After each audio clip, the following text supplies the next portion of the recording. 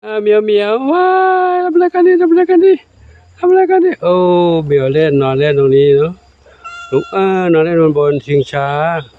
บนชิงช้าหลวงปู่ทำที่เล่นให้น้องเหมียวใหม่วันนี้ไม่ได้ไปไหน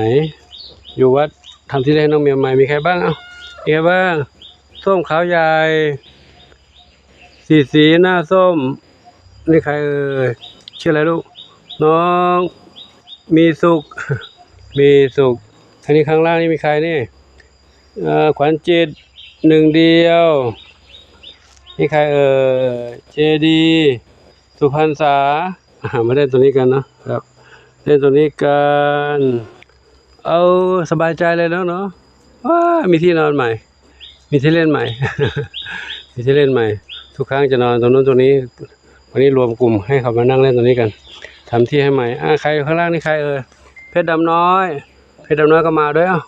มาเดินเร็วเดินเร็วมาเดินเร็วโอ้มีที่เล่นแล้วมีที่นอนบนนี้เลยมีที่นอนบนนี้เลยชวนฝันใหญ่ชวนฝันใหญ่มาเล่นด้วยละชวนฝันใหญ่มาเล่นด้วยชวนฝันใหญ่มาเล่นด้วยเร็วเร็วทำมาตรงนี้แล้ว ทำที่เล่นมานั่งตรงนี้เลยโอ้เจดีมาใส่ตรงนี้แล้วตรงนี้เล่นกันนี่ขุดหลุมหาอะไรครับหาจิ้งหรีดขุดหลุมหาจิ้งหรีดแล้วขุดหลุมหาจิ้งหรีดแล้วคุยเล่นกันแล้วสนุกสนานอยู่ใต้นั้นก็มี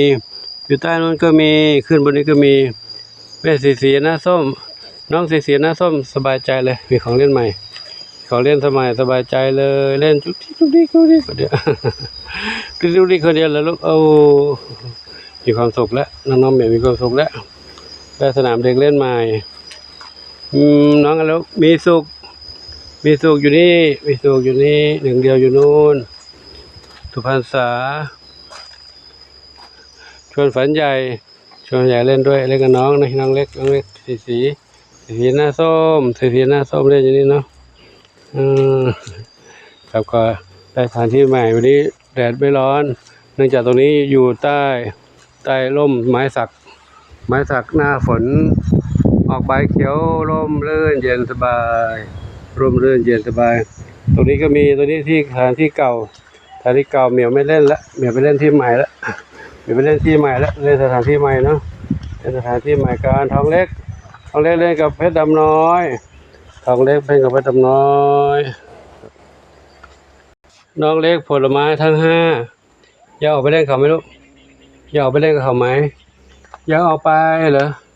อยากออกไปแต่หนูยังออกไม่ได้นะลูกหนูยังไม่ได้รับวัคซีนเลยเนาะ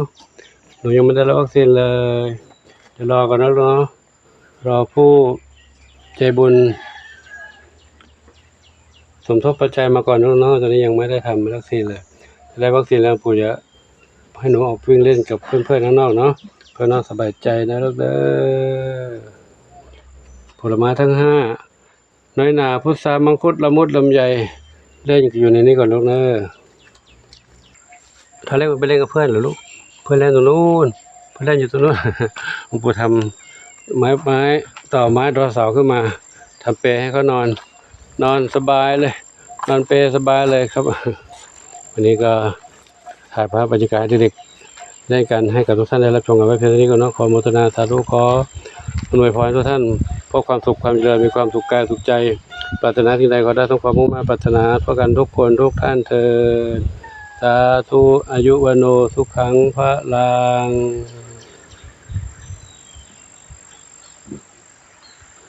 ไงลูกมีความสุขดีเหรอลูกสนุกดีเหรอลูกสนุกดียังไม่ได้ปล่อยออกมาหมดนะน้องปุยฝ้ายกับน้องน้ำเพชรยังไม่ได้ออกมาแล้วก็น้องดอกไม้ทั้ง4อยู่ในกรงแล้วเนาะให้เขานอนหลับอยู่ตอนนี้ตอนนั้นเด็กๆคนนั้นนอนหลับกลางวันกันส่วนชุดนี้ไม่หลับแล้วมีของเล่นใหม่เล่นกันใหญ่แล้วเล่นกันกุ๊กดิ๊กจะละเล่นกันลุกดิ๊กจะละครับก็ขอยุติคลิปไว้เพียงเท่านี้ก่อนนะขออนุโมทนาสาธุอายุวันโนสุขังพระลังออกมาข้างนอกใครนอนตัวนี้ส้มขาวส้มอ่อนนี่ไม่ใช่ส้มอ่อนคือผิดท้องอ่อนอยู่นี่นะบุญนำก็ไม่นอนเหรอนางก็ไม่นอนพระด้านหนวดตรงนี้เรานอนตรงนี้ลูก แพนด้าหนวดนอนตรงนี้กับบุญน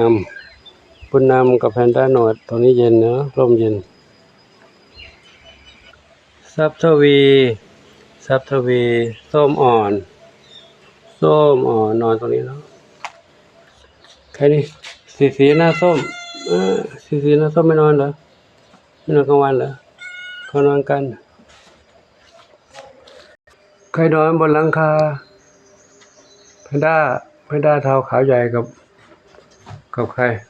สีแว่นดำนอนริมนอนโต๊ะกันแล้วนะ